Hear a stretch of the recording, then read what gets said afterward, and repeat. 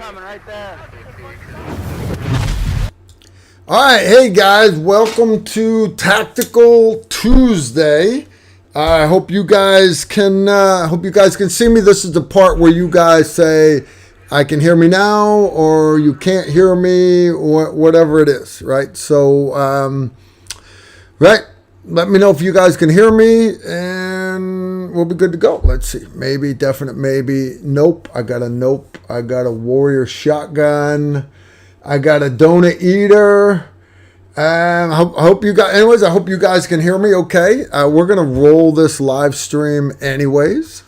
And yeah, I think we're going to do this. Cool part, we got one of our loyal sponsors is back again tonight, right? It is National Association of Gun Rights right here. See this? NAGR. Not sure that's the best acronym they were looking for, but it's still awesome. National Association of Gun Rights guys. What makes them different than like the NRA or GOA, right? Gun Owners of America. These guys don't give the anti-gun politicians not an inch.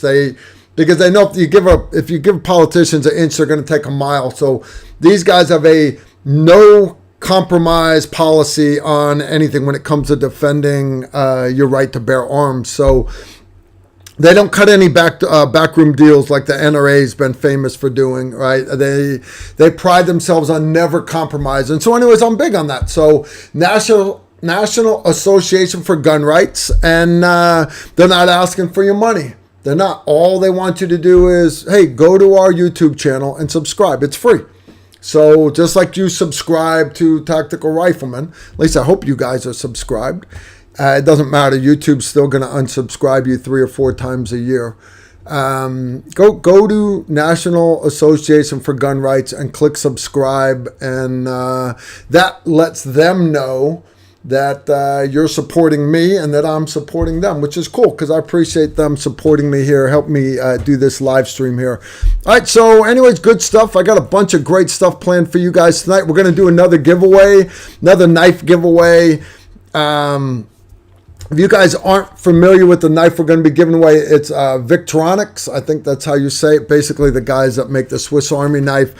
This knife looks a lot like the same pocket knife that's used by all of Europe, all of the European armies over there, except this one is actually, no joke, national stock number, in service with the U.S. Army. It's got everything. It's got a saw. I can't open that blade at the same time. Saw, blade, sharp blades, Phillips screwdriver, can opener, an awesome can opener, bottle opener, all kinds of fun stuff. So anyways, we're gonna be giving this knife away here, which is cool because when if you guys remember the old EOD knives back in the day, all my old Vietnam vet guys, they'll tell you when you got a brand new case of C4 plastic explosive blocks, it always came with the silver demo knife that had USA on it, or USN if it was a Navy version. And they were kind of collectibles. They were the disposable knives that came with every case. Same type deal. Well, the Army wasn't real big that all these SF units were giving switchblades to everybody. So the Army basically started fielding these. Not everybody got one, but understand the national stock number is there. So if you're active duty and you've got a cool supply guy, you can actually give a shout out and they can order these knives for the guys in your unit. Kind of cool. So if you're one of those guys that collects knives, I know a guy that has like 7 of these things, all from different countries. So it has the Swiss flag on it, and then it has this German flag or Dutch flag, whatever. For him, it was really cool to get his hands on one with the American logo on it. So anyways, we're going to do that giveaway later tonight. That is some good coffee, guys. Good coffee. What are we drinking tonight? I appreciate you asking. I actually got, it's right here. 5 Stone Frontline Coffee is the name of the company. He's probably in the chat room with you guys right now. Now, this is the espresso roast. I'm actually doing Firehouse roast. That's why this bag is unopened. So Firehouse roast, very, very similar. I can't really tell them apart. But anyways, it's good stuff, good stuff. He's got a promo code for you guys. I want to say it's TR10 or something like that. It's good coffee and for a great cause. He's right here in Kentucky. So anyways, give him a shout out. Give him a shout out. Good coffee. That's good. All right, so got a bunch of stuff I want to talk about, and I know you guys got a bunch of stuff you want to talk about. So how do we do that? How do we do that? We don't have Mama Bear here tonight. You'll see in the chat room, I do have moderators in the chat room, and what they're doing is they're going to keep you guys in check if you start trolling. They'll give you your 300-second timeout, and then after that, they just ban you from YouTube forever. You'll never be able to watch any more of our videos. I know you can start a new YouTube account. I got that. Yeah, so don't troll here, guys. If you're living in your mom's basement, feeling sorry for yourself, eating Hot Pockets like our Google moderator that has to be here, that's fine. But, don't, just because you feel sorry for yourself, don't try to drag the rest of us down, because we're all here hanging out to have a good time, right? Gonna have a great time. So if you guys got questions, what do? Put them in the chat window. You don't have to do super chat. If you want to do super chat, your question stays on the screen a little bit longer. No big deal. No big deal. You don't have to do super chat, guys. I appreciate the money, but you don't have to. Matter of fact, I have a couple of moderators that are here, and what they're going to do is they're going to get questions from you guys, and then Donut Boy, he is going to send them to me. For example, he's already sent one right here. Let's see if I can open his question. This is from J6 Studios. What's Carl's opinion on smaller pistols like the P365 or the Glock 43 for concealed carry? I understand what he's talking about, guys. If you're not familiar with the SIG 365, it is a subcompact. All right. What I mean by that is it's basically a pocket pistol. It's okay. They're okay. Just understand subcompacts. I don't run a 365. I'm a Glock guy. So I do. My backup is actually a 43X. And I run the Shield Arms double stack magazines for it. Trijicon HD, tritium sights on it, Crimson Trace light on it, because you got to have a light on a combat pistol. But again, that is my backup. I would never take that to a gunfight. It's okay. It's okay when you don't have a pistol, right? When I'm not carrying a gun, that's the gun I'm carrying, all right? But if you want to be good with a firearm, you got to carry a firearm that you're going to actually train with. And for me, I'm a big fan of the Glock 19. It is small enough. It's considered a compact. It's not considered a subcompact. You can still run your Glock 17 magazines in it, and totally badass, without a doubt. Totally badass. So I like subcompacts as backups. All right. My Glock 43X has got rust all around the sights because, when you have it clipped on the front of your bathing suit when you're in the Gulf of Mexico, stuff like that, because you don't wear a pistol when you're out swimming in the ocean. If I'm not carrying a gun, that's the gun I carry. So no big deal, all right? No big deal at all. So yeah, somebody else threw another question out here. What's your opinion on the Trijicon ACOG? The ACOG is basically it's a prism sight, fixed power, and they've got, I think, 3, 4, and 5 power, depending on which one you want. They're very big to be fielded, and they were fielded to SF guys. They were fielded to the U.S. Army, fielded to the Marine Corps. Now, understand you cannot adjust that ocular lens on it. And what I mean by that is if you look at one of the new, I think I got one in the box here. I think that box is empty.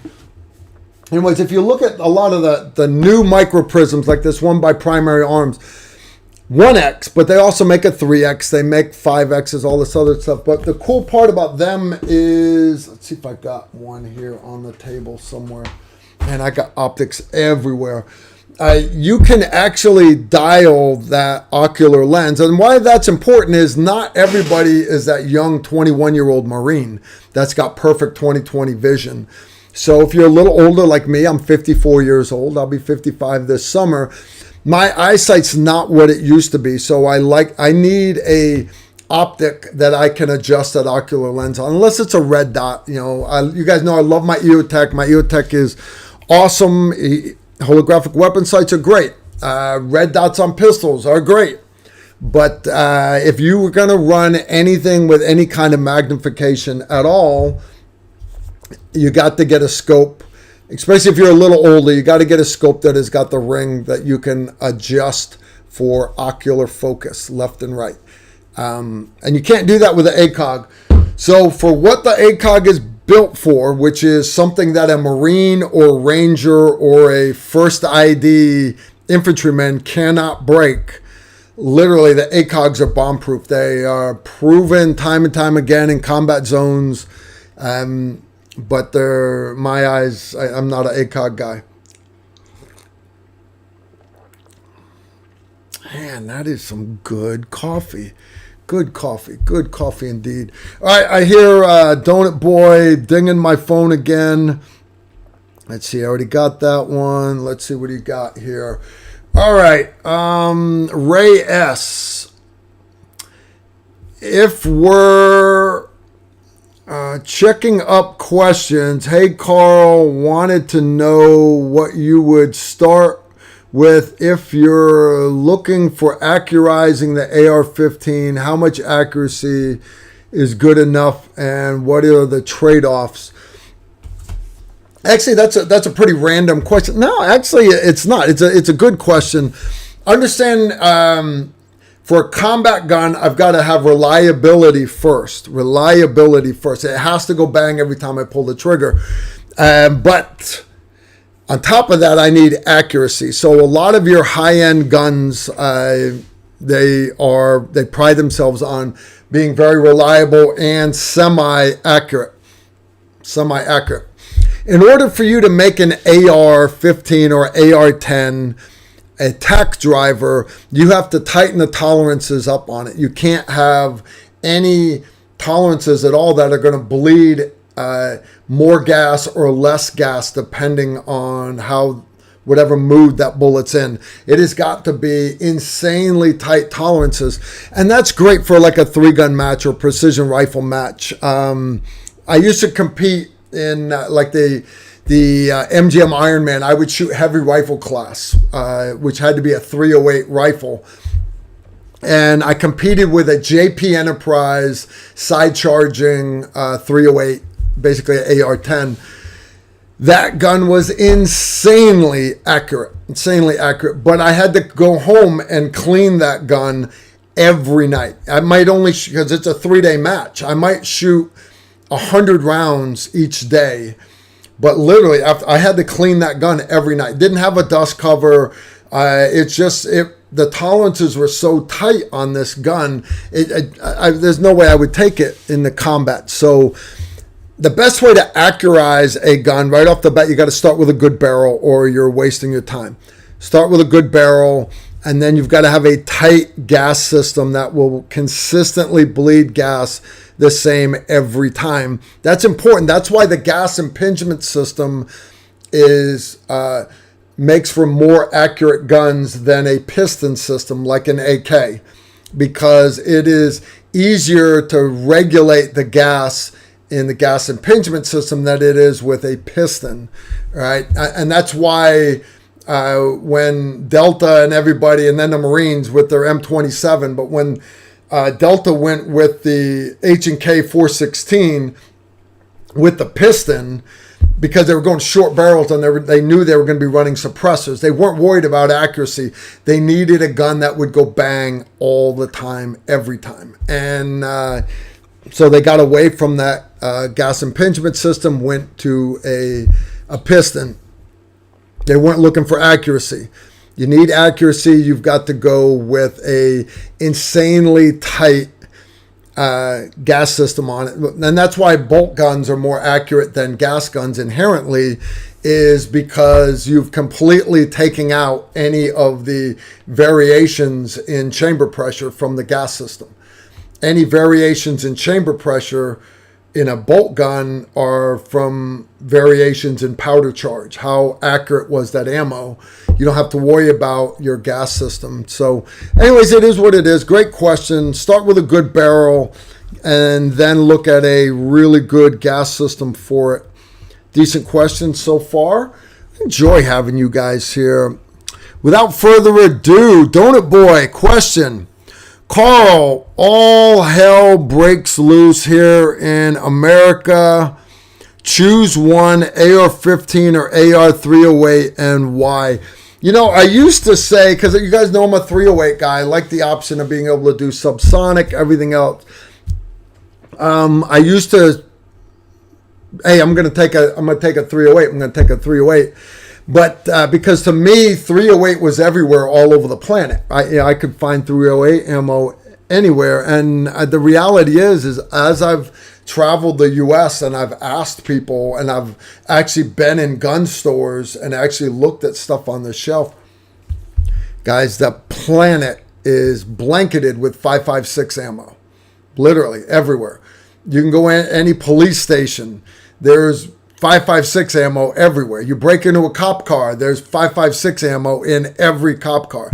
You break into every redneck's pickup truck, there's 5.56 ammo everywhere. There's not always 308. So I've changed my mind, and now I would go with a AR-15 with a in 5.56, I would. Now, if I could only have one gun forever, end of the world, yes, I would probably run a 1-8 with a good mil reticle in it, like this Griffin scope right here. That's probably what I'd run. But other than that, I'd put an EOTech on it without a doubt. Without a doubt. I love my EOTechs. Love my EOTech. All right, I see I had a couple super chats come in. Let's see if I can scroll back here. All right, first super chat is J6 Studios. Just says thanks. Threw down a couple bones for me. That was nice of him. And then Jose Requena, 5 bones. Hi, Carl. Any advice on new shooters who are interested in IDPA or USPSA competitions? Would this experience translate to becoming a better 18 Bravo? If those of you guys that aren't familiar with what he's talking about, 18 Bravo is a weapons guy. It may not make you better 18 Bravo, but what it will make you is a better shooter. It will, and better combat shooter. And everybody's like, well, Carl, competition shooting, bad. All right, hear me out. There are some things that they do in competition shooting that gaming and everything that's not tactically sound. And so long as you're smart enough to say, I'm not going to do that because that develops bad muscle memory, bad habits for combat shooting, then competition shooting is great. Because guys, anytime you're manipulating your firearm under stress, shooting for accuracy, shooting under stress, manipulating gun, moving, shooting while moving, speed reloads, anytime you're doing that, you are helping maintain that muscle memory. It's helping make you a better shooter.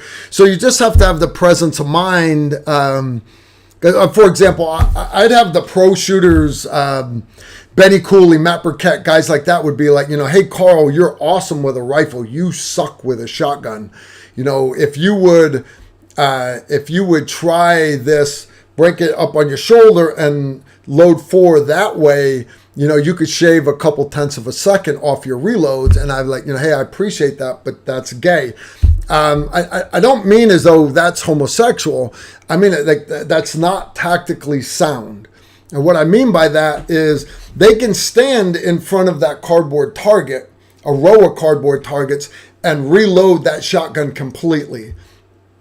You can't do that in real life. In real life, you want to maintain fire control. So in other words, strong hand stays on that pistol grip, finger ready to take the safety off. If you've got a shotgun that's got a crossbolt safety, right? And then you do your loading with your support hand.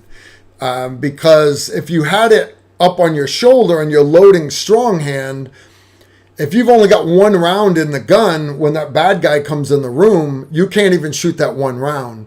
But if you're maintaining fire control with your strong hand and you're loading support hand, you might only get 1 or 2 shells in the gun, but you could drop the rest of them, take it off safe, and be pulling the trigger already. So anyways, that's my take on it. Competition shooting, good, but you've just got to make sure that you're not teaching yourself bad habits for combat shooting. Right, there's always that. All right, we're going to keep moving. I saw I had another super chat come in. Already got that one. Oh, I had another one right here from Annalise and Kyle. 10 Bones. Hey, Carl, what are a couple rifle slings you would recommend? Been thinking about the Vickers. Do you run QD on them? Also, wife is sending out some cookies for you this week. Sweet. Annalise makes the best blueberry and white chocolate cookies you've ever had in your life. These things are freaking orgasmic. They're awesome. I used to run the Vickers sling. I used to run VTAC slings. I used to run Edgar Sherman design slings, Blue Force slings. There's all these great slings out there, but the reality is all the slings were a 90% solution. They're all good, but none of them are perfect. So I was at an NRA show a few years ago, and this guy from Sly Tactical had a booth there, and he said, "Hey man, I want to show you my sling." And I'm like, "Yeah, it's a sling. It's a sling. It's gonna be like everybody else's sling." And he's like, "No, mine's better." I'm like, "Okay, show me your sling." So he showed me his sling, and and I'm like, I hadn't thought of that. So the guy's got my attention now, and he said something. I was like, "All right, but what about this?" And he goes, "I hadn't thought about that." I'm like, "And what about this?" He's like, "I hadn't thought about that either." So anyways, I get a phone call, email, forgot what it was, and the guy wanted my address, and he ends up sending me a sling with the changes that I had actually asked for, and I ran it for a while. I sent him back constructive criticism. We went back and forth for a while, and then he's like, "Hey, what do you want changed on your sling now?" And I was like, I can't think of anything. You fixed it. So anyway, we started selling them. And it's made by Sly Tactical. And this one's the TR1. Go figure. Some of you were asking for a padded version. Hey, Jerry, I'll have Casey grab something to drink out of the fridge. I got a guest coming for you. Right. So anyways, the padded one is called the TR2. And anyways, for what it's worth, that's the sling I'm pushing. I like my sling, guys. If you want to know why, I did a whole video on it. You can find it in our video archive. All right, I'm going to slide over because I actually got a guest coming tonight. Surprise for you guys. A good buddy of mine, I actually consider him my best friend. His name's Casey Belts. He invented the AccuShot monopod and later on the Atlas bipods. And I actually met him at my very first SHOT Show. I had just come back from the initial invasion of Afghanistan, and it turned out that was his first SHOT Show. And I walked right up, and I think I ordered like 24 of his monopods, and that was a start of a glorious relationship. Casey, come on in, brother. Come on in. Howdy. Howdy. Come sit. I'm going to slide over here real quick. Let me put it on the other screen for you. All right, look at there. We got a sponsor tonight right here, National Association for Gun Rights. I love it. All right, so guys, this is Casey Belts, my best friend. Casey, you just happened to you drove 12 hours just to be on this live stream. Well, no, just 11. Yeah. Now, where are you en route to? Fort Bragg, USASOC sniper competition. The USASOC sniper competition. Yep. Yeah, that's very cool. You're like the title sponsor for this thing, aren't you? I don't think they do title sponsors, Carl. They just they have a bunch of people come in that sponsor it, and but you're one of the largest sponsors. We're just happy to be there. Happy to be there. We're Casey's a very humble guy. Very humble guy. Wow, this is nice. So proud of you. From your humble beginnings coming up at SHOT Show. Never will forget that. You mentioned that. It made me think of that as like my first show, and I'm sitting there, and there's a guy off to the left, and he's just looking at me, and I'm like, I don't know who you are, mister. But the bell rings 8 o'clock, and I look down to the right, and I see this little bitty guy, like I don't know how far away, half a mile away. About shot show's pretty big. Yeah, and he just marching along, heading on. I look back. He had a cardboard cutout of his AccuShot monopod. Yes, I did. And it was above his booth. I had just I literally just got home from the first USASOC sniper competition. Yeah. First one they ever held. And I ended up taking 4th place because my partner, Jeff Fryer, his SR-25 was broke. But we didn't realize it was broke till the 3rd day of the match. I'm like, Jeff, you shoot better than this. What's up? So finally, day 3, I take his gun away from him and found out he had a nut that was loose floating around inside his... A loose nut. Always a problem. It's supposed to be a free-floating barrel on an SR-25, but it was wedged by a nut that was stuck inside. Anyways, long story short, we take 4th place. But both of the first 2 teams, Robbie Johnson... I don't know who... Well, he took 1st place. On the back of his gun was this monopod, AccuShot monopod. Yeah, and I didn't even know they were in the schoolhouse. No, I had no idea. You had no idea. Yeah, Mark Carey and they Curtis, whatever. They were doing so. Yeah, I was like, I'm putting that on the back of my SR-25. So it was funny. I mean, that was my first customer, first day at SHOT Show. He walks up and your AccuShot looks at reading the booth numbers. Your AccuShot, yes sir. I need to get some of those. And inside I was screaming like, yeah! But on the outside, because I can't buy one like, for me. I'm the unit master sniper, so I literally got to buy one for every sniper. So I was like, yeah, I need 24. Yeah, well, I think it was like 20, 25, something like that. But it's just funny. I was screaming on the inside and outside. I was like, nah, I don't know if we could do that. You know, like.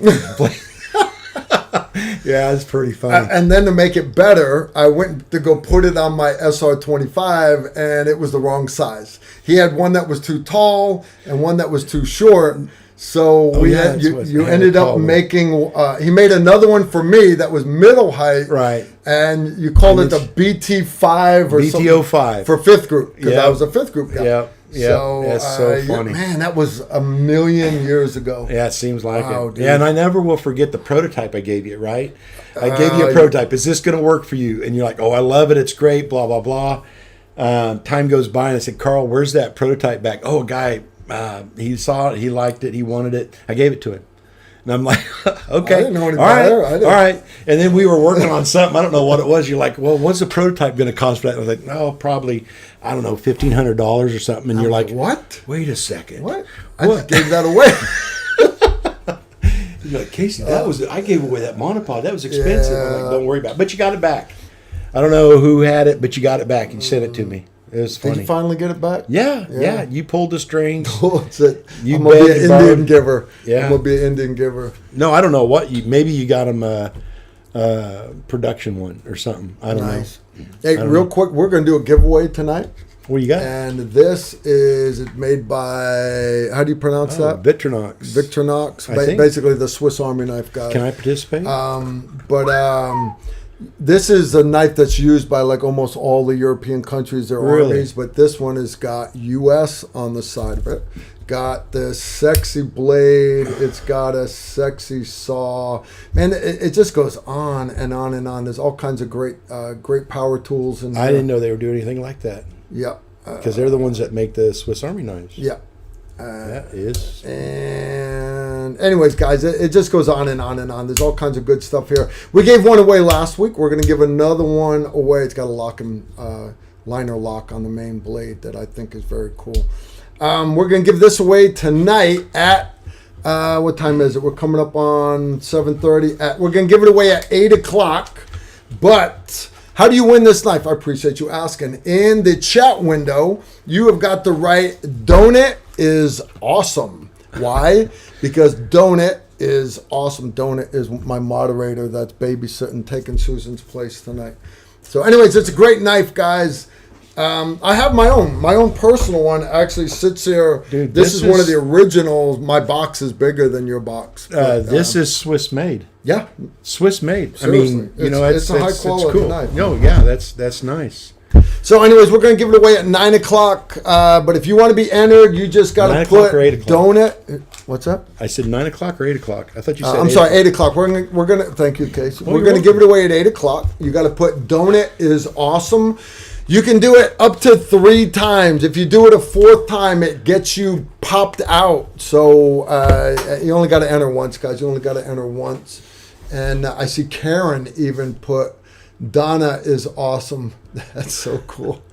Karen will not write that donut is awesome. Refuses? Good stuff. Refuses. Personal All right. Personal reasons. Okay. All right. We got some good questions coming in here. If I got to reach in front of you. All right. So what they do is if I miss stuff.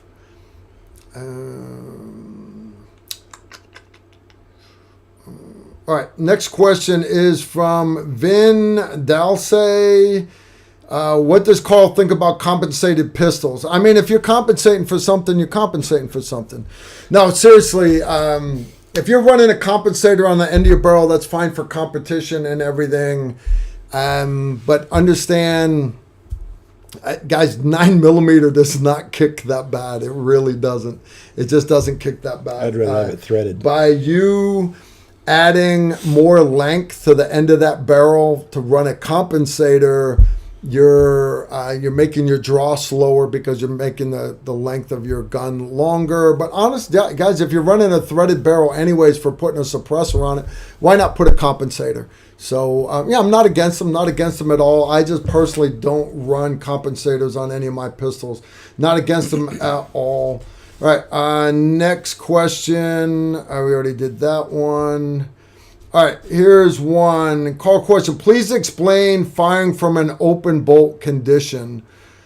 I think what you're asking is why do some weapons fire from the open bolt as opposed to a closed bolt?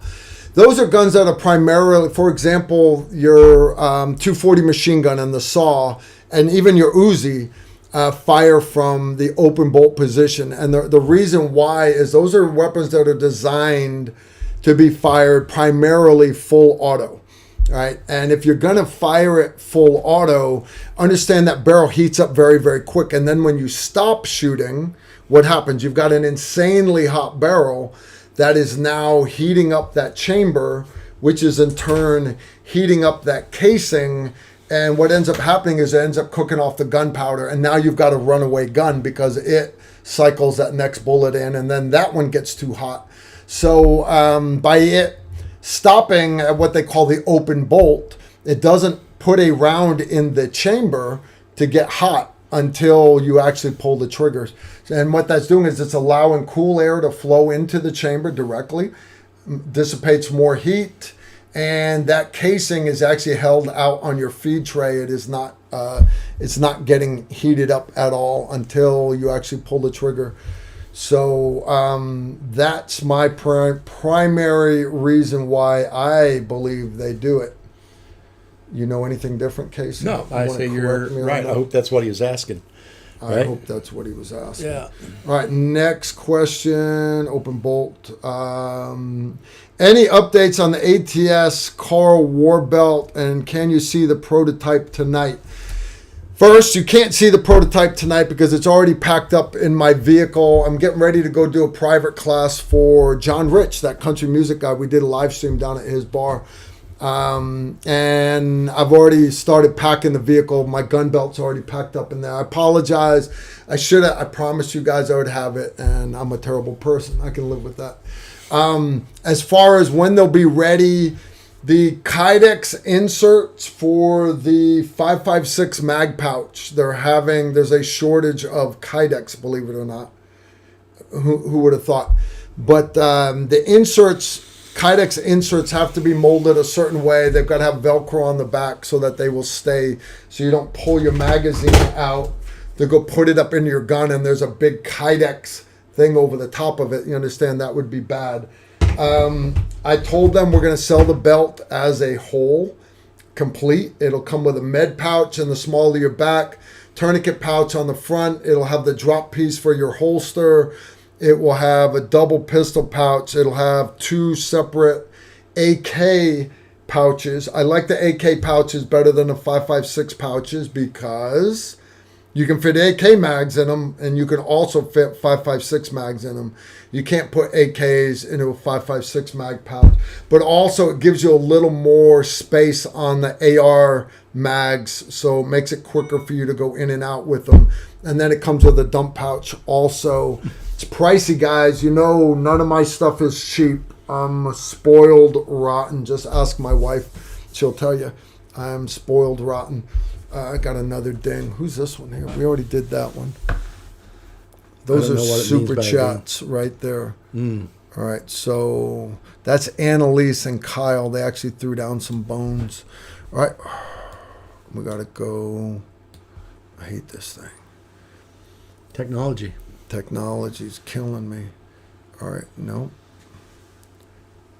Was that all of them? All right, so we got a couple more super chats came in. The Gus Stash 2531. Your mom named you weird, dude. For an abdominal gunshot or knife wound between the lower rib and pelvic bone, should you use Israeli bandage or a chest seal? Honestly, use a chest seal on it, because if you've got copious amounts of blood coming out of it, understand you can hold, I want to say it's like 12 liters of blood inside your abdominal cavity. So you're not applying decent pressure to it. Understand, guys, out of 10 casualties on the battlefield, you have got 3 casualties that are going to live whether you help them or not. You have got 2 casualties that are going to die no matter what you do to them. It's the 5 in the middle that it's possible to save their lives, and most of those are airways or bleeders to the extremities. You get any kind of penetrating trauma to the chest, the abdomen, or the pelvic girdle, and there's not a lot that a medic in the field can do to it. All right, shy of you being cavalier enough to open the guy up and start clamping bleeders, there's just not a lot you can do in the field, so suck it up. But again, you got to look at the mechanism of injury. Basically, the rule of thumb is anything above the belly button, you want to put a occlusive dressing on it. In other words, seal it so air is not coming in and out. And that's because, think of like a frag grenade that goes off on the ground, shrapnel coming up at an angle, hitting the guy at the belly button, it's still traveling upwards and can penetrate that diaphragm, and you're still leaking air in and out of the lung. So above the belly button, go with an occlusive dressing. All right, decent question. I can live with that one. And then the next one is from the Donut King, 5 bones. With a sniper loadout, what other arms do you carry besides your rifle and short barrel rifle and pistol? Depends what kind of sniper rifle you're talking. If you're running a like a bolt action MRAD in 300 Norma, or you're running a Barrett 50 cal, understand if you're going to shoot from the 3rd story window, you're not going to you can't just walk into the building and say, hey, can I borrow your 3rd story window? You basically have got to do close quarters battle to get to that 3rd story. Now, it's soft clearing. There might not be anybody in the building at all, but there might be. So you going into a room with a bolt action gun, you understand that would be terrible. Your spotter, Casey, he goes that way with the M4. You, the sniper, you go this way with the bolt action. The 3 bad guys are on your side of the room. Poor Casey gets shot in the back. Right? That's bad. So if all you have is a bolt gun or a large monster rifle, then you go with carry a little sub gun, but even a pistol would be better than a bolt gun. All right, that's up. So sniper competition. Yes. What's new this year? Who do we still know down there? You got Sean Cookwood. Sean Cookwood's still good people. Oh yeah. But he's out now, civilian, working there? He actually is working for, I don't know if I can say their name here or not. Why not? Fieldcraft Survival? Yeah. That's very cool. Yeah. Very cool. Good people. I guess we're supposed to park in their parking lot. Go figure that. Nice. Yep. Awesome stuff. You But remember he's still Mark helping Carey? run the sniper competition. Yeah. And then yeah. the guys from Spartan Blades. Right. Mark Carey and Curtis. Forgive me, can't think of his last name, but yeah. It's of course we're just going to be there for vendor day. We don't. It's had to have been miserable where they're at, right? Yeah. Raining, Yeah. cold. Yep. Yeah. So they're probably going to be happy to be over with. So I figure. The sniper competitions are always fun, and it's kind of canned. I was a little let down when they said like the urban stock. It was basically you're still in the woods, but the target is in one of the buildings looking out at you. And I'm sure they change the events every year, but it was fun. It was a good time. Like I said, we went the first year. Yeah, we've never seen any of that event. Really? No, we don't. That sucks. We get stuck in a tent behind range 37. I actually went with you, what was it, third or fourth year? I went down with you one year. Remember they brought me in as a guest speaker. I don't remember that. Okay. I remember. I remember us going to Atterbury. No, it was way before Atterbury. Atterbury is where the SEAL sniper school is. Casey just walks in and out of there all the time, like he owns the place, Not which true. I think is cool. Yeah, It's I cool. get invited, and it's an opportunity to just show support for those guys. Yeah. It's a tough gig that they're Remember, doing. last time we went there, the SEAL sniper school. It was their 50 cal day, so they were all out there with their bolt action Macmillans, and we had a good time. Oh yeah, fun time. Yeah, in fact, the last time we went, they were running 50 cal day, and Jerry L got behind a rifle and was shooting it quite well. It's funny. And I never will understand people. They'll shoot tanks, right? They're shooting tanks, and it's like, okay, that's cool. But on the back of one tank, it was like a recovery vehicle. Yeah. Had some kind boom, of crane. yeah. And it had the weight or tackle on it. Yeah. And they asked me if I want to shoot. I'm like, sure, I'll shoot. And so I got it and I shot that. I shot the tank. I saw where I was hitting on that. And I said, okay, I'm going to hit that turnbuckle. I don't remember how many times I shot. But I think I shot, 5 times. I hit it 3 times. Nice. I cut one of the cables. Yeah. I was trying to get the other one off to drop it. And I told Jerry L, if I was out there, if that was my gig, that would not be on that vehicle anymore, Yeah. Because it's a dud producing range. You can't walk out there. Yeah. Yeah. So, Yep. yeah. You'd walk out there anyways. No, I would not. I would not. I would. No. Shit, I used there's to no take reason to. I used to take my scout team when we were getting chased by the Op 4.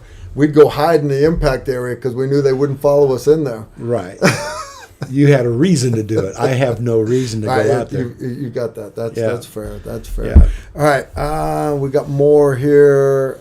I'd let you fly the mouse, Casey, but No. I touch stuff and break it. Yeah, probably. Yeah. Probably. Let's see if Donut Boy sent us any more questions. Super chats. I already did super chats. He's reminding me to do super chat. Donut, now you can feel Susan's pain. Mama Bear, Susan from Australia. Right. Is Donut from Australia too? No, Donut is from America. But anyways, Susan had to work today. So what's a good entry-level bipod? I'd have to say the Atlas. Depends if you want rotating legs or not rotating legs. What's the difference between the two? Well, one leg rotates, the other one doesn't.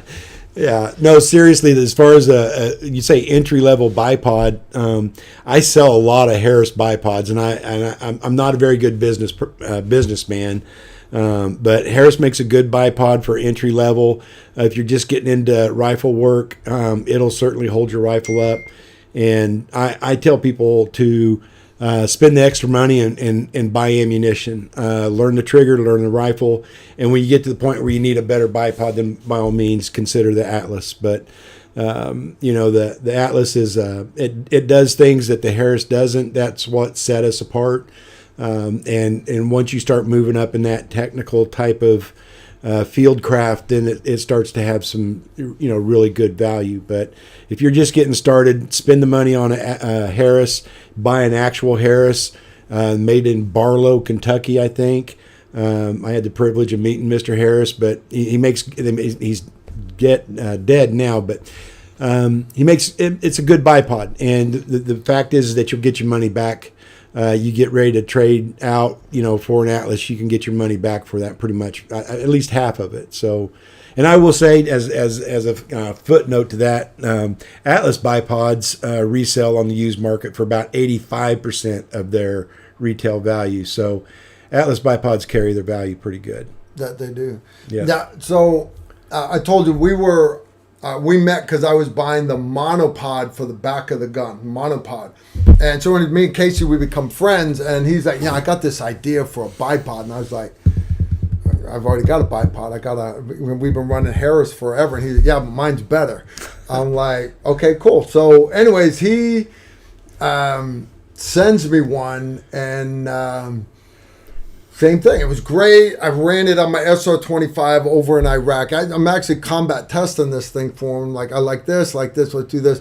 And then he sent me another one. But he didn't want to rub it in, so I'm not giving away his prototypes anymore. He starts painting them hot pink. Not just pink. No, that's hot pink. Yeah, that's and true. No matter how many coats of tan spray paint you put on it, and camouflage, it don't matter. First time you bump it on the side of the Humvee or the door of the helicopter, all you can see is hot pink. It's just big scratch of hot pink, and everybody's like, "Carl, your gun's got hot pink on it." And I'm like, "Yeah, thanks for pointing that out to me." Yeah, funny stuff indeed. Yeah. Funny stuff. Yeah, he started crying about it though. He's like, "Casey, no more pink, no more hot pink, no more hot pink." I finally get the good one. This isn't a prototype anymore. This is like the latest and greatest. Comes in a nice ballistic nylon pouch that you can use for something else, of course, because who the hell is going to store their bipod in a pouch? Yeah, that's why it's an option. Molly it's and an option. Nobody does that. Nobody does that. Who would do that? But so I opened my cardboard box. I'm in the middle of a combat zone. Open it up, and here's my pouch, ballistic nylon pouch, and there's a little thumb smear of hot pink spray paint on it, and I was like, no. I wish I had been there to get a picture of that. I had zipped that I could see you just throwing it down a wall. And the whole time I'm just thinking, I don't have enough paint here. I'm going to need 800 coats of paint. And I opened it up and I pulled it out. I was like, this thing was beautiful. Freshly blued, no hot pink on it at all. No hot awesome. pink. Yeah. Awesome. Funny stuff. Yeah, I'd forgotten about that. Dude, I was in the tornado shelter because That's because you gave away the prototype. I know. You gave away the prototype. So I'm going to fix that. The other day, we just got done doing Operation Valkyrie, and part of that is we do a night shoot. I show them all the different night sights. So because it's precision rifle, I pulled a bunch of my guns out that already had the thermals and the Gen 3 clip-ons and the dedicated Gen 3s and the dedicated thermals. And so I'm lining all these guns up, and I'm looking at them, I was like, there's 5 different generations of Atlas bipods just right here on this table. And it's kind of cool because I sometimes on videos I'll get comments where people will bash the Atlas bipod for this reason or for that reason, and 9 times out of 10 it's because they got a counterfeit one off of Amazon, and I think it sucks that you're having to deal with so much counterfeit stuff out there. Airsoft, they don't say it. It's not counterfeit. It's we made it for the airsoft crowd. Whatever. But well, that was that's one of how the things get better. They get better. Right. That's one of the things my takeaway from meeting Mr. Harris was he knew us from the monopod and said we weren't going to make it with the monopod. And I told him I just really wanted to visit with him about an idea for a bipod. And he's like, you can't improve on it. And I was like, well, okay, enjoy your breakfast and we'll talk again. And my takeaway from it was I never wanted to say you couldn't improve our products. I always wanted to be willing to listen to somebody and see what they had to say about it. Yeah. And if it had merit, then improve it. And so you're right. If you've got 5 generations, there's probably 1 or 2 you're missing, because we're constantly trying to make a better product. Cool. Yeah. Yep. Lee Diamond Dog. Yeah, let me help this guy out here. Lee Diamond Dog. Right there. If I click on Lee Diamond Dog, I can put user in timeout. JT, if you won't do your job, I'll put you in timeout also. Lee Diamond Dog, you're done spamming. Otherwise, he was saying donut in a vertical. Yeah, but I don't care. Okay. I don't care. Matter of fact, I think I'll just block him forever. Hide user on this channel. Huh. Okay, that was easy enough. You got like 12 minutes to give away that, right? Yeah. So we got, what are they supposed to say? You guys have got to put... he would rock a hot pink Atlas, said Disgruntled Bear. Yeah, Disgruntled Bear. Nice. Yeah. Right All right, there. guys, if you guys want to... you guys want to get in on the giveaway of this this knife, and it is an awesome knife. Yeah, it's nice. Then you need to put in, if you're new here, just put in donut is awesome. You got to put it in the chat window. You have got 9 minutes left to get in on this giveaway. I see we got another guy, DB, settle? 5 bones, minus shipping and handling. Can you settle the 10.3 versus 11.5 debate? Is the Mark 18 still CQB king? Guys, it doesn't matter. You're talking an inch here, guys. 1 inch. It doesn't matter. It doesn't matter. CQB is the determining factor, right? Yeah, you got to have it in the. You got to have it in your the title of your gun. Right. Yeah. That's what does it. I mean, what's no? room? He's asking barrel length. You're right. But you're talking about inside a room. Yeah. Obviously, the shorter the gun would be better, right? The problem, guys, is once you get down to a 10.5-inch barrel or shorter, the bullet literally has not had enough time to speed up in the barrel. So you've got this huge fireball that looks awesome, but it's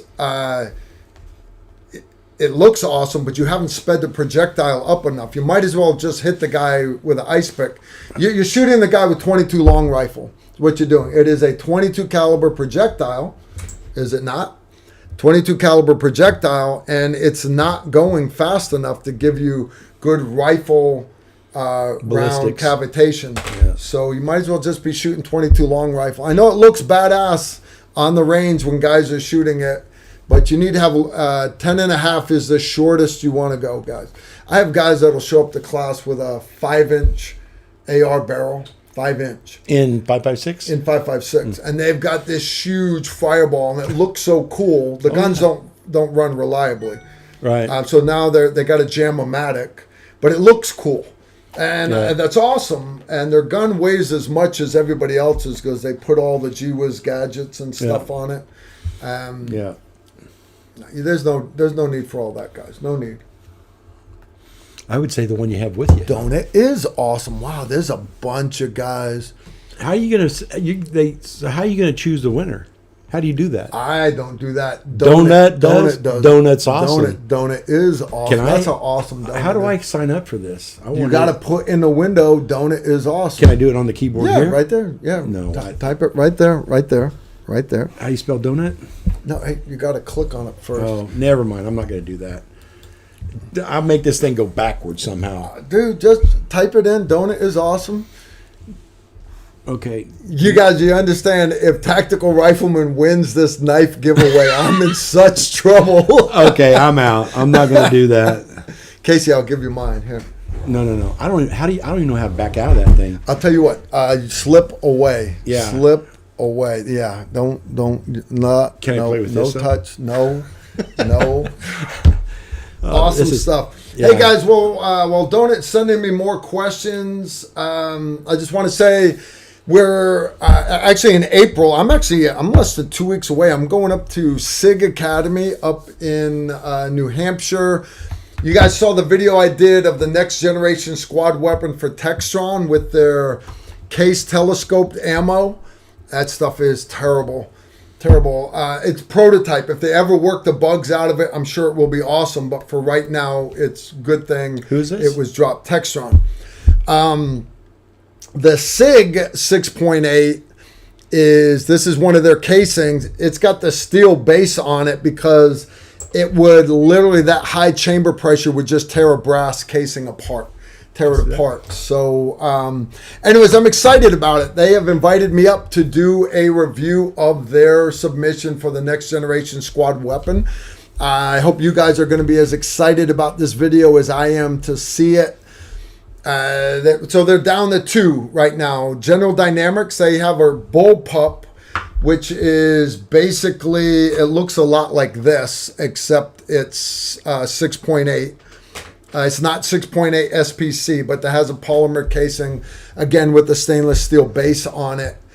The cartridge is basically maxed out. Everybody is either for it or against it because it's a bullpup. I don't care about the gun, guys. I care about the projectile and the powder charge. And the reality is this is for the next battle rifle. And a battle rifle needs to be able to kill anything on the battlefield, including guys wearing level 4 body armor. And so I'm excited about this SIG round here. I really am. From what I'm told, unofficially, basically it's 6.8 that fits in a 7.62 casing, but because it's so high pressure, it hits like a 300 Win Mag.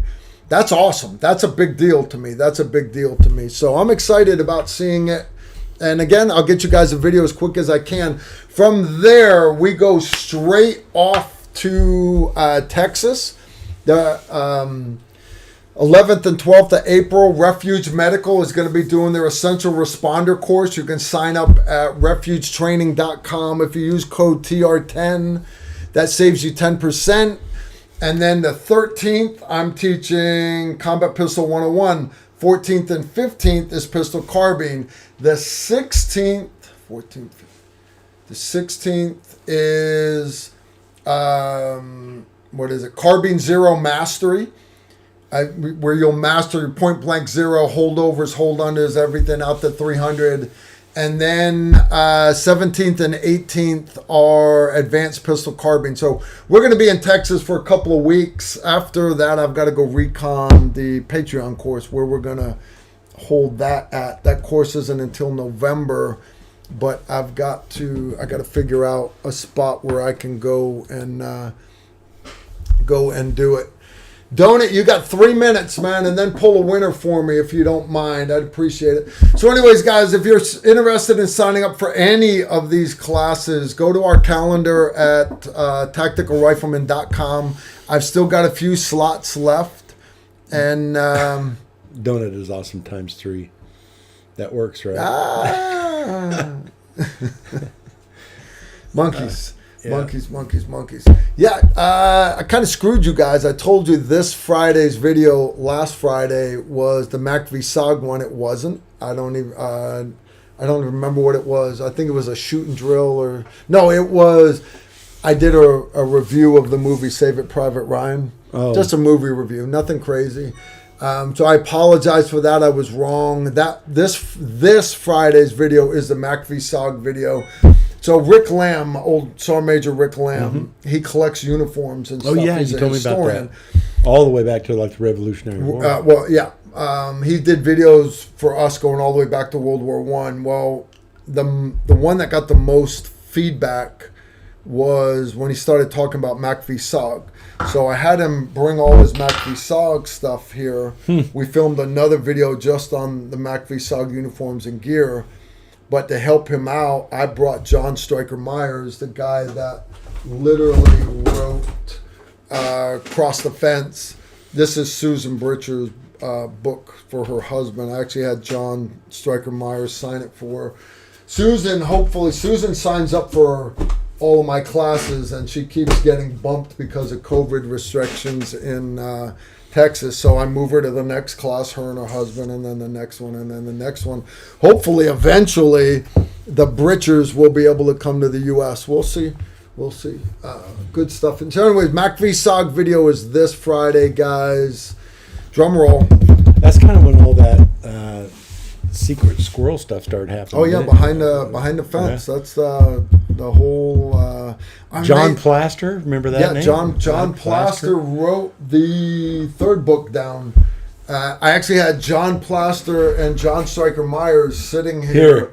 Is Plaster a hoot or what? Yeah, he's a character, people. right? Yeah, he's definitely a character. Yeah. He's mad because I wouldn't give him one of my coins. I was like, dude, I got like 3 left. I'm not gonna give you my coin. I gave Casey Belts my coin. Carried it for years. That is some good coffee. What is it? It is 5 Stone Frontline coffee. I don't make a dime off of it, but he's good people. He's actually attended some of my classes. Use code TR10, saves you 10%. So, why don't you go in the coffee business? Funny you should say that. I actually have a buddy, a acquaintance down in El Salvador. Yeah. And he wants me to come down and check out his. He's a 5th generation coffee grower, coffee plantation. El Salvador. Guy in El Salvador, and I'm like, we went into that. You understand? I didn't even fly to SHOT Show this year. You're not going to get me to fly to El Salvador. We went in there in a sailboat into El Salvador. Yeah, you went through the Panama Canal and everything, didn't you? And when we went into, I think the port was called Bacillus, but I mean, it was like a private club. I mean, mowed lawn. You could go up and sit down and. From 300 yards away, they'd come out and ask you what you wanted to eat, drink, whatever, and they'd go back, bring it out, keep your tea full. But we went to town. Holy cow! There was 3 rings of fences and concertina wire and armed guards getting out of that place. Yeah. It was a yacht club, so only high rollers in there. Yeah. And we went into town and into the grocery store. They had fence up around that, and there were, if I remember right, there were 5. Benelli shotgun carrying guys and FAL in the parking lot, and the guys, and there was probably, it seemed like there was more guards inside the store than there were in the outside. I was like, holy cow. And the Civil War by that time was over, I think 10 years or something. So yeah, but there was a plane there. It's funny that you mentioned that. There was a couple that flew down to look at coffee. So, good stuff. Yeah. I see I had a super chat come in. Opinion on the Holosun 508T. Just bought one and new to pistol optics. I actually just put 508Ts on my work gun and my carry gun with the Vulcan reticle in them. I hope you got the Vulcan reticle. Let me see if this one's got the Vulcan in it or not. What's the Vulcan? All right. This does not have the Vulcan reticle. This is the... Got to put it so you guys can see it. This is the normal reticle that people have. I know you can't really focus on that, but basically that's a donut, guys. Okay, donut to death like an EOTech. I apologize, it's out of focus. Now, this is my original Vulcan. That's not broken, but anyway, this is it's in a 507. But you see how it's so much easier to find the reticle in it. Well, my only gripe about the Vulcan this is a 507 exposed emitter. My only gripe about it was it has an exposed emitter. Well, now the 509 is enclosed. Same thing, but no longer has an exposed emitter. It's completely enclosed, and it's badass, guys. It is totally badass. Badass. Let's see if I can. And do you change the batteries out on the weapon? Yeah. If you're running the Vulcan reticle, understand you're going to cut your battery life by about 90%, down 90%. So in other words, instead of you having one battery for 2 years, you've got one battery for like 3 months. I'm not exaggerating. Why is that? Well, because if you look at the small donut of death with the little dot, there's not that much light. If you open that up, it's only that much light, right? That much lit reticle. But if you take that big Vulcan reticle and you open that up, it's that much light. And fingertip to fingertip, and it takes electricity to generate that light. It really does. I hate to say it, but it really does cut down. But you change the battery out from the side, right? Is that where the battery goes? Yeah, that's where the battery. So you don't have to take it off. You don't have to take it off like you do that one. This is the RMR. The RMR, guys, you got to completely take off the gun to swap the batteries. Where's the other sight that you had? The one with the Vulcan. This one right here. I think that's one of them. There's a couple Vulcans here because I just pulled them off to put the 509s on them. He said I missed the super chat. If I missed your super chat, I apologize. Hey Carl, I have a MPA 26-inch 6.5 Creedmoor and a 24-inch 308 spare. Wondering on barrel length for the 308. Heard people say 308 should be 20 to 22 inch and others say 22 to 24. Thoughts on 308 lengths of barrel? Guys, the longer the barrel is, the better it's going to be. You're going to have, you've got more time for the barrel to put that spiral on that football that quarterback is throwing. You got more time for that barrel to speed up. You can shorten your barrel, but understand you've got to go with a tighter spin on it, tighter twist. For example, everybody. What's his name? Anyways, I fired a gun that had a short 308 barrel, but this guy was running a 1 in 8 twist on a 308, and it shot like a champ. It shot like a champ. It really did. Because it's the spin that gives it the stability. But understand, the tighter the twist, the harder it is on the gun. Right. Also, kind of depends on what the application is. Yeah, exactly. You know? I mean, a 308 is always going to hit harder, and 16-inch 308. Yep. I shoot a 16-inch 308 and have fun with it. So I got a 12.5-inch 308 right here, piston, and it's a great gun. It's fun, especially subsonic. Yep. Me and Casey like to go. You run that was a bolt gun, wasn't it? Yep. Bolt gun subsonic, and I'm out with my semi-auto 300 blackout subsonic suppressor, same size suppressor. His was infinitely quieter than mine because his was a bolt action and mine was semi-auto. So go 2 inches of barrel difference doesn't make a difference to me. It really doesn't. Well, he has the other barrel was a 6.5 Creedmoor. No. He's asking about his 308 barrel. He already has a 6.5. Right. So if he's having that for a long gun, it seemed like he'd use a 308 for something else. Something else. Yeah. All right. I already did that one. Yeah, already got that one. Let's see if I missed. Guys. All right. Here's another one. This is from Ray S. Just wanted to check if you put up the shotgun weapon mounted light question, what mount and light combo is best for a home defense Mossberg? See, I don't own a Mossberg myself. I've got a Surefire makes weapon lights for just about everything. So, for example, I have got a old Remington 870 that actually has a front handguard that has a Surefire light built into it, right? But honestly, you can get, if you're running an auto, get any weapon mounted light and just put the pressure pad up top where you can get to it, right? Yeah, they're a little squirrely. I've seen them with like coiled wire to the touchpad. Yeah. If it's a pump, is it a gas gun or a pump gun? He's just said Mossberg. He didn't say Mossberg. What? He didn't say.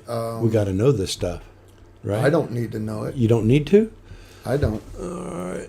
No, doesn't say whether it's pump or not. Yeah. Yeah, I got one. Long story short, I bought it from a guy. But anyhow, he had a light. It just had a double clamp. One clamp went around the light, the other one around the magazine tube, and then had a pigtail coming off to a touchpad. You can rack it. Right, but then you got this little thing hanging there that snags on everything. So I don't use shotguns for home defense. I use an AR. That's just me. All right. Chica Chips here. Do suppressors make guns more accurate? Do what? Do suppressors make guns more accurate? No, but you'll find that for a lot of people, they shoot with a suppressor more accurate. That is because they are flinching less. They're not getting hit with that big shockwave. It's catching more of the blast, so they're getting less recoil. But if you were to lock it in a vise, it does not make the weapon more accurate. However, for a lot of people, they shoot a gun more accurate with a suppressor on it. Samuel Berry threw down 2 bones. How long were you in the Army? What rank? I was actually in the Army for 25 and a half years. Believe it or not, I retired as a sergeant major. I did. Don't try not to hold it against me. I hate sergeant majors as much as the next guy does. Sincerely, I hate those son of a guns. It's funny that Carl came to SHOT Show. This was years later. He was there for the Army. He's in uniform. They made me wear a uniform 1 year to SHOT. Well, that was the year that you came up to the booth, and you're just standing there. And this squared away kid. I don't know where he is from, but he's looking at stuff, and he looks up and sees Carl in uniform. He's snapped to attention. He goes, "Sir, I'm sorry for my appearance." Just starts rattling all this stuff off, and I'm looking at him. I'm like, "You're dressed like a civilian. Yeah. Carl doesn't know you're in the Army. Just walk away." And Carl, I don't even remember what you said. You said something to him. I'm like, "Dude, relax.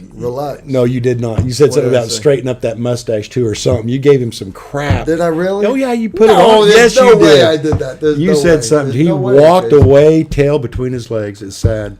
Samuel Barry threw down one bone just for shits and giggles and didn't want to. Well, he did it. Then he came back. He asked. Came back. Yeah. Later with 2 more bones. How long were you in the Army? What rank? Yeah, guys, try not to hold it against me. Does that count? When I went in, what's up? Donut is rainbows and unicorns. Ooh, that's Toby. That's Karen's husband, Toby, bashing Donut. Why? Because Donut needs to be bashed. All right, so we are 11 minutes late on our giveaway. Let's see who won this. I want to see who won it. Wait a second. Guys, Tactical Rifleman? Are you kidding me? Carl, we don't have a way to pick the winner. Only Susan does, unless you want me to randomly pick one. I take it I'm not supposed to read this out loud. Yeah. All right. Yes. Also, check missed super chats from Kem. All right. Kem is sending me missed super chats. All right. I'm still juggling this with training, man. I'm going to be in and out. All right, our boy Hemingway. Guys, we'll get to... I'm not blowing you off. We'll get to the winner here in a minute. Carl, what are your thoughts on in-ear hearing protection comms like the Claris XPR or bone conduction headset? I always see guys running over-the-ear comms, but never really anything in-ear. Over-the-ear comms work better. They just work better. 1. 2, they keep you from getting shrapnel in your... I understand a bullet is still going to go right through it. I got that. But it still cuts down a lot of shrapnel. I'm not talking like big chunks of artillery rounds flying through the air. But understand, when you're shotgunning doors and there's stuff being blown around all over the place, wall charges, door charges, getting hit in the head and the face, that's why you wear good... you wear goggles, you wear Nomex gloves, you wear everything. So we like big headsets. As far as in-the-ear ones, we would run... The only time we really ran in-the-ear ones were when we were doing like PSD, personal security details, or low-vis ops. Now, I'm a fag, former action guy. I'm out at the range. I'm not wearing a helmet anymore. I'm wearing a baseball hat. So I wear inside the ear headphones now, hearing protection. So I take out my hearing aids and I put in my, I'm running the Pelter M3 ones, rechargeable. They run awesome. The problem with having inside the ear ones with comms, the ones that run comms, the audio circuit for defeating loud noises doesn't work as well to me. From what I've been told, because I've never ran them. All my time in combat, I always ran big Pelter headsets. But the ones that we had for doing PSD, the bone conduction mics, we ran them. I didn't like them. I don't like having something that tight on my throat either. They're okay. They're all right. But not that big on them. Right. So we had another super chat come in. Is that true? Hey, Donut. To pick your winner. All right. You understand Susan told you about this like 5 days ago, so you should have had time to figure this out. But 2, Here's what I want you to do. You take your mouse, scroll up and down, all the way up, all the way down, all the way up, all the way down, and just with your eyes closed, stick your finger in. If it touches one that says donut is awesome, make him the winner. Okay? Dude, it's not that hard. You could literally lie and give it to JT, and I would trust you. Right? So you better not give it to JT, by the way. Do the right. Pick a random one for me, donut. Come on, pick a random one. So Susan knew a few days ago. She's like, look, I can only do the Patreon Zoom live stream or Tactical Tuesday. Which one would you rather us do? Patreon's more important to me and my patrons. So Donut and Chem and JT and Disgruntled Bear, these are my moderators. They can handle this one on Tactical Tuesday, right? Surely. So Susan gave them all instructions on what to do and everything. So she get it done. Samuel Berry threw down 5 bones. Shout out to you, Sergeant Major. Thank you for your service. Found you through the Making the Range video. Awesome video. Great videos. Thanks, Samuel. I appreciate that. So I revamped my range down there. Remember, I built the berm back up, cleaned it up. And so anyways, I'm fixing the berm anyways. And the film crew's like, Carl, you're spending all this money on fixing the range. You should film a video, right? That way you can write it off. And talk about it. Why not, right? So I was like, man, who would want to watch a video about putting a range in your backyard? You'd be surprised how many people want to put a range in their backyard. So anyways, that video is done. It's done very, very well. Samuel, I'm glad you enjoyed that video. We have got a bunch of great videos out there.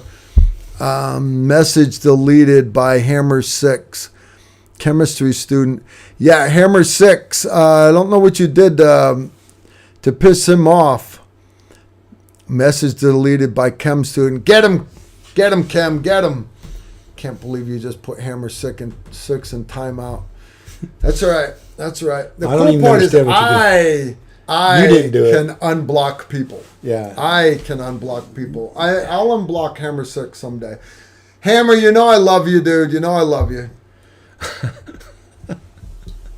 Hammer's going to help me find the place to do the Patreon course. So you actually know Hammer 6. Oh, yeah. Hammer 6 is good people. His wife is actually recovering from cancer right now. She's, I think, getting ready for her last cancer treatment or something. And so, Hammer 6, I don't know what you did to get put in timeout, but understand, I just want you to know your wife is still on my family's prayer list for sure. 300 seconds, it's not that long. 300 seconds, not that bad. He'll live. All right, Donut's going to tell us who the winner is, I think. Per Boy Hemingway. All right, Per Boy Hemingway, you are our winner. Here's what you got to do, guys. First off, Per Boy Hemingway, congratulations. Now, here's what you need to do. You need to take a picture of your home screen so that I can see your avatar actually says Poor Boy Hemingway. All right. And then email it to tacticalrifleman1@gmail.com. That is tacticalrifleman1@gmail.com. Donut's going to put it in the chat room for you guys there. And in your email, put your mailing address, and I'll have my son get out. Congratulations on winning the knife. Guys, if you guys, I'm sorry, not everybody won. Not everybody gets a trophy here at Tactical Rifleman. Why? Because this is America. This is not California. All right? Not everybody gets a trophy here. That said, if you want to buy a trophy, if you want to get your hands on this knife, and it is badass. Swiss made. No, it's a nice knife. Yeah. Who'd I get this from? I appreciate you asking. He's an old buddy of mine. I met at the same SHOT Show that I met Casey. His name's Joe the Knife Guy. It's not actually his name. His name's Joe. I call him Joe the Knife Guy because Joe harasses me 3 times a day, every day, trying to get me to help him pimp more knives. Joe, that's why I didn't answer the phone for you 3 times today. But if you guys are interested in getting a knife from Joe the Knife Guy, And this is an awesome knife. If you look in the description underneath this video, right underneath the video, you'll see it says VZEOKHQ6 at Verizon.net. That is his unclassified email. And you guys can reach out to Joe and say, hey, Joe, I really want one of those knives. I got to have me one of those. Does he got a and website? Joe will hook you up. Joe's actually good people. What's that? Website? He does, but I'm not putting his website up. Oh, okay. There. That'd be hooking a brother up. And Okay. I'm not big on doing that. Okay. No, congratulations on winning the knife. But seriously, guys, if you want to get your hands on one of these knives, I want to say he's cut the price down to like next to nothing. It's like $65 or something like that.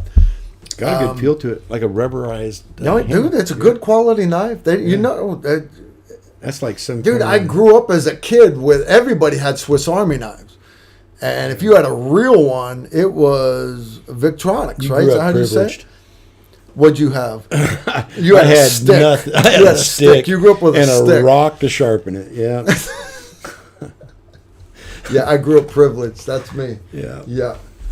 Anyways, Nice yeah, guys, stuff. reach out to Joe the Knife Guy. Seriously, this knife, it has a national stock number for all you guys that are in the military. It doesn't matter what Really? branch. It is a U.S. national stock number. You can plug that number in, have your supply guy order them for you. However, for the rest of you guys, if you want to get your hands on one of these knives, reach out to Joe the Knife Guy at the email address that's in the description under this video. It's good stuff indeed. All right, guys, we are already at 8:30. Let's see if we had any more questions come in here.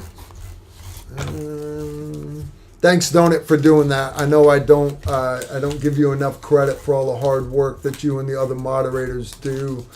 And I know you deserve more love, but the reality is I don't want to give it to you. All right. Let's see. We got another super chat just came up. This one is from Oivedis. $7.62. I saw what you did there. If some scumbag has stolen all your firearms, what is the first pistol you buy? Wow. Do you want me to guess? You're going to buy a Glock 17. I'm actually a Glock 45, but close. Okay. Yeah.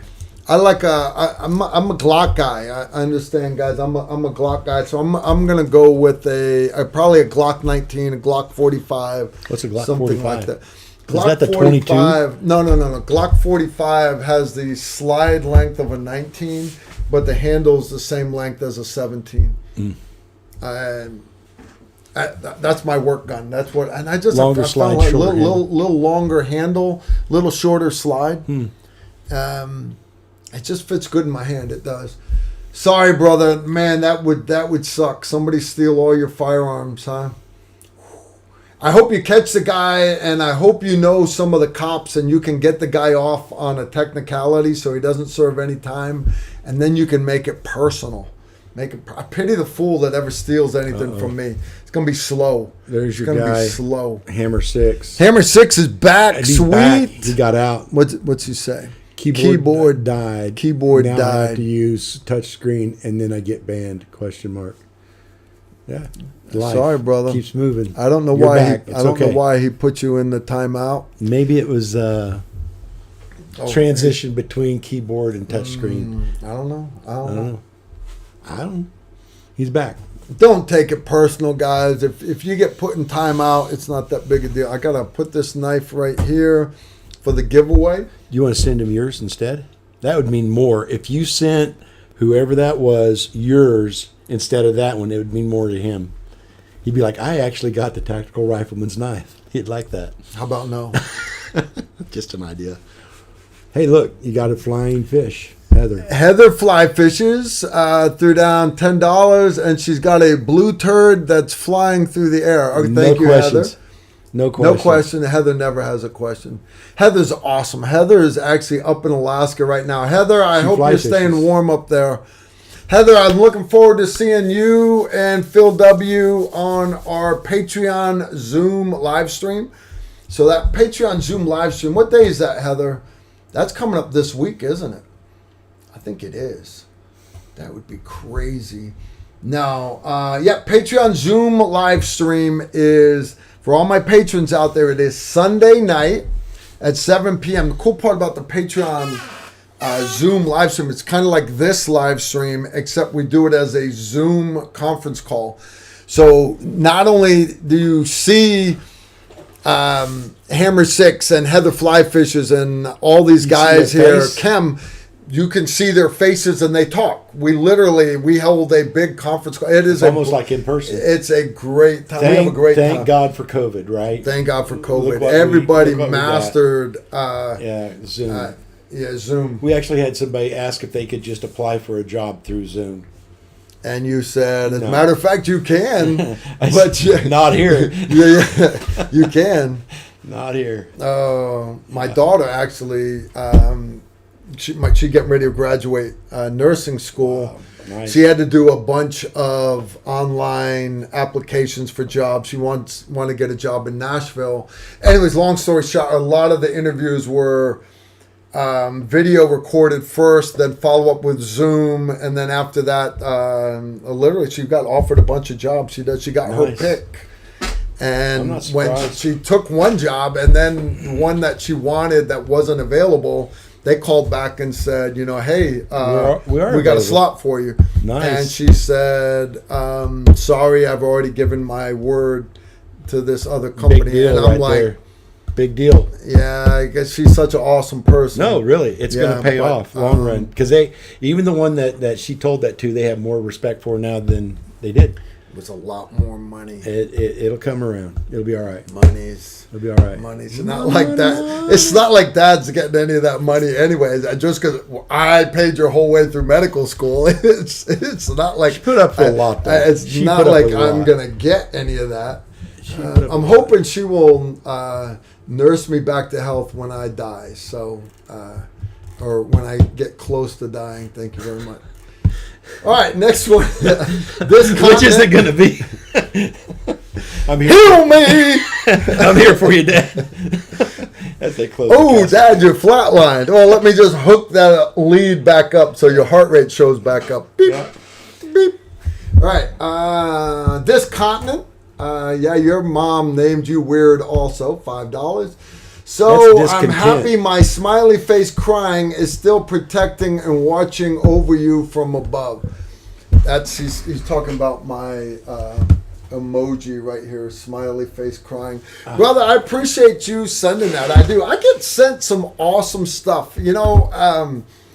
I before I retired, I understand my plan was, I'm going to go be a contractor for a couple of years, pay off my house, and then grow old and die. And my best friend, this monkey right here, says, well, Carl, that's awful selfish of you. I'm like, selfish? What are you talking about? And he's like, you got all these new young Green Berets that, they don't have all the experience you do. You're going to make them learn all this stuff on their own. You should really be passing all this on. And I went, okay. So, and the wife didn't want me deploying as a contractor. Anyways, fast forward. So I got into training, and I enjoy training. I do. So this is all technically his fault. But if you had asked me 10 years ago, hey, Carl, in 10 years, are you going to be a social media influencer? I would have punched you right in the throat, because there's no way I'd be doing this. Fast forward. And honest, guys, I love you guys. I enjoy teaching. And could I survive on my military retirement? Yeah, it wouldn't really support my ammo habit. But I could get by. But the reality is I enjoy meeting concerned citizens and helping all of you all become more capable citizens. I enjoy working with the military. I'm actually going to back to 5th Group again. Next Monday, not this Monday, next Monday, following Monday, doing a lecture. So I enjoy doing this, but one of the added perks of being a social media influencer, besides all these companies sending me stuff to try out, this shit everywhere, you guys say, hey, Carl, you like coffee? Here's a bag of coffee. Hey, Carl, you like chocolate-covered espresso beans? Here's chocolate-covered espresso beans. And I love it. It looks like, when I walked in here, it looks like you just raided the PX. Like you backed your truck up, threw all this crap in there, and drove off. So, you got stuff stacked up. I have got stuff stacked up. That's embarrassing. I will help you with some of that. Without a doubt, dude. Without a doubt. Okay. Yeah. I would say that your desire to teach is pretty profound. Carl comes out to range day at B&T. We have a range day every June. Every June. We've been doing it for how many years now? I don't know. Wow. But he always comes out and he'll get behind a rifle with anybody that wants to learn to shoot, and he'll have them hitting steel at 600 yards. I think was the farthest that we had set up that one year, and he'll do that all day long. And when you have people that haven't shot before and they come out, that's what we do this for, is so employees and their families can experience that, and it puts smiles on their face, and it is amazing the skill set that Carl has in just teaching people from all different skill sets, and he'll just spin them up and work through it, even though I can tell sometimes that, like they're jerking the trigger, they're pulling their head off the rifle, and Carl's still like, oh, you're doing good, you're doing better. And just talks them through it, and it's an amazing thing to see. And I've seen not everybody has that. Not everybody has that skill to be able to take somebody, from zero and get them spun up to where they feel comfortable behind a rifle. It almost sounds like I have patience. Well, you don't have any patience. but when you get there, you do, and that's what I think is a little bit weird. I have to be able to turn it on. Yeah, it's a Jekyll and Hyde He thing. just called me weird to my face. I did. That's okay. Yeah. That's all right. People No, call it me is. weird It is behind strange my because the back. guy has no patience. I mean, he's pretty patient with me, but it is just absolutely. I brought a combat reload for the second hour. Yeah, it is just seriously. You do a really good job with that, and I appreciate it. I appreciate you doing that. Why does that smell like whiskey? I ain't no whiskey in this one. Not tonight. Irish? Nope. This is all mocha cappuccino. Mocha cappuccino. A lot of creamer or something. Mm-hmm. Yeah. Ooh. That's a little warmer than my room temperature one, bottom of the last one. All right. What else are you giving away? Is that it? Are we done?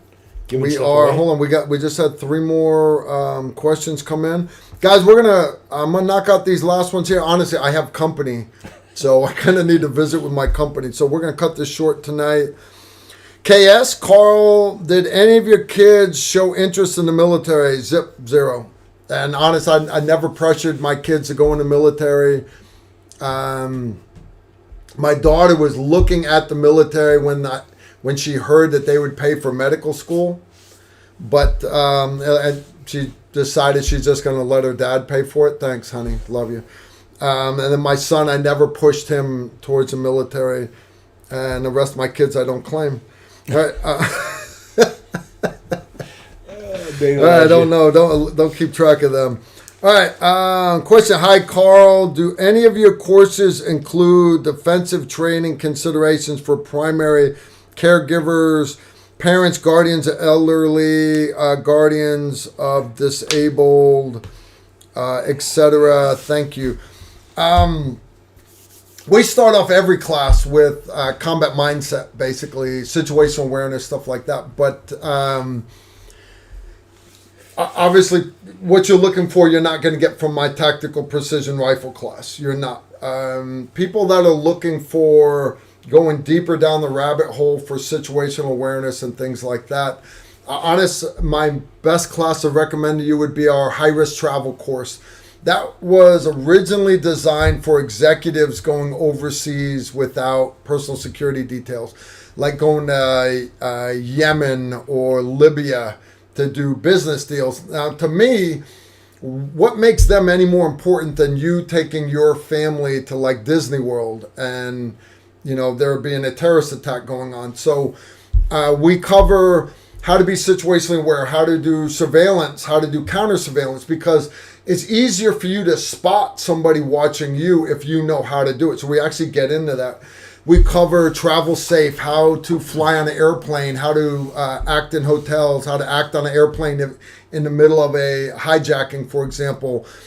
Actions in trains, taxis, stuff like that. And we get into escapology, how to get out of handcuffs, how to get out of duct tape, how to get out of zip ties, chains, ropes, all that stuff. But the reality is and that stuff's fun, right? Picking handcuffs and making homemade shims and everything else. But those are parlor tricks. The reality is by the time they've put a bag over your head and threw you into the van, you're already too far behind the power curve, okay? You should have caught this ahead of time. So, yeah, if you want to get better at protecting, like you mentioned, disabled or elderly or any family member for that matter, you need to learn to spot problems before they happen. I was taught that 80% of all crimes, violent crimes like muggings, purse snatches, rape, stuff like that, 80% could be prevented if the victim was situationally aware. And these are being taught to me by like the FBI and everything. I'm like, so where do you get that number, 80%? I'm like, you just randomly picked that number out of a hat? And they said, well, it's from interviewing people in prisons and stuff, right? Fast forward, now we're in modern day where literally DC, New York, London, no matter where you go, there are cameras everywhere. There's not a single spot with no cameras. And when a violent crime happens, whether it's a mugging, purse snatching, whatever, they're able to rewind the tapes and see where that perpetrator saw his mark. That's going to be my victim. It's not 80%,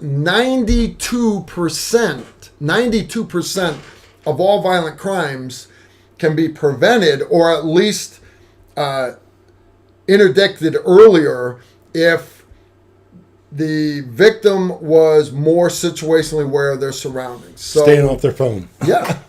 Get your head out of your phone. Yeah. So, yeah, start there. But honestly, we're doing high-risk travel class. It's a 3-day long class. It's not hard. You're not out in the hot sun. Most of it's actually in the classroom or in an air-conditioned vehicle because you're doing like mounted surveillance, counter-surveillance driving. We do that. We're doing one in August. We're doing another one in December. And again, you can find those classes at tacticalrifleman.com. Go to our store, pull up our classes, or you can go to our calendar. All right, I got another one here. Sorry, Donut, I'm running behind. Carl, status on the Element fire extinguisher. That's from Donut himself. What he's talking about is I actually have it right here still. Donut, I got your fire extinguisher. It's on my to-do list. Here it is. Guys, what Donut's talking about is, you guys know I'm big on, especially my off-road equipment. This is called the Element fire extinguisher. And I've had it out, Donut. I've played with it a bunch of times. I've not fired it off yet. But it's on my list. I keep putting it back in the package because I don't want to waste it. This, guys, you pop it basically like a railroad flare, but once you light it, once it's lit, it gives off roughly the same amount of extinguisher gas as a full-size fire extinguisher, except you can't turn it off. It's fire and forget, which you're not going to put away a half-full fire extinguisher anyways. Once you use it once in the kitchen or a engine bay fire, whatever, you're going to go get it reloaded anyway. So look how small that is, guys. Every vehicle should have one of these screwed to the wall, right? My off-road camper, stuff like that. I've got a small fire extinguisher in it. It should really have 3 of these. So it's on my to-do list, brother. I love the concept. I've got a bunch of stuff for making fires, but I really need to buy 3 or 4 more of these. So I apologize, dude. I promised you I'd do a video on it. But my video idea list, I think I've got 23 videos on it now. I want to say this is like number 7. So I'm getting to it. But you see what I'm doing again, right? I'm putting the caps back on it.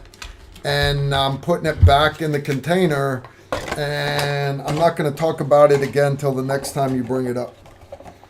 Yeah, that makes You want me to take it? Makes me a terrible person. No, Casey, I'm going to use it for a video. Get off me, Lord. Get off me. All right, guys, that is our last question for the night, except, of course, Samuel Belly just threw down advice for a specialist in the Army. Yeah, don't suck. Follow orders and pin on E5. Literally, go to the board. Don't settle for just being a specialist. I wanted to stay a specialist because I didn't think I could be a good sergeant. Because I had a lot of bad sergeants around me. I had some good ones, but I had a lot of bad ones. And I didn't want to be a bad sergeant. So I kept putting it off. Don't go. So because I didn't want to be a sergeant, they ended up pinning corporal on me. Said, now you got to do the job. You're just not going to get paid for it. So then they sent me to the board. I pinned on E5. Yeah, you're either going to be awesome and you belong in the military, or you're not and you need to get out.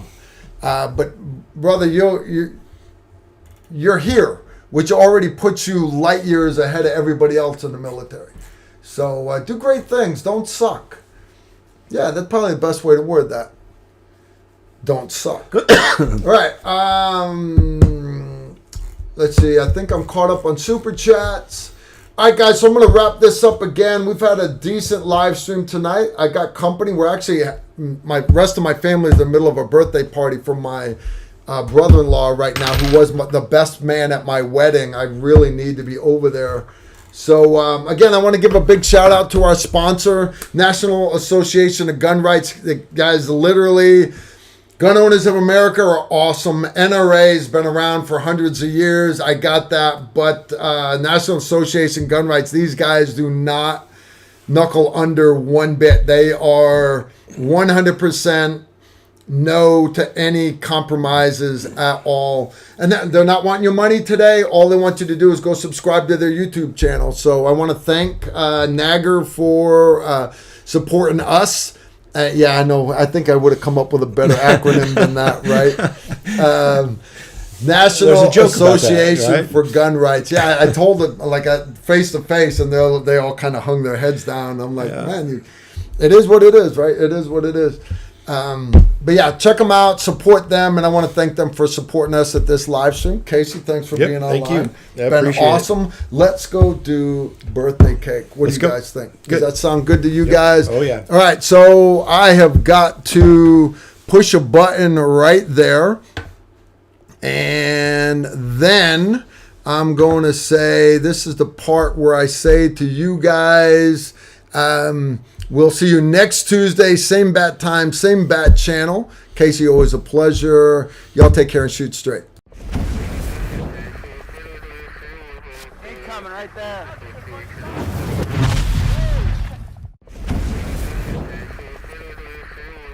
Incoming right there.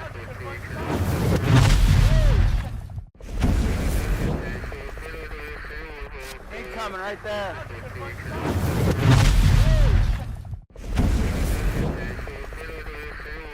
Incoming right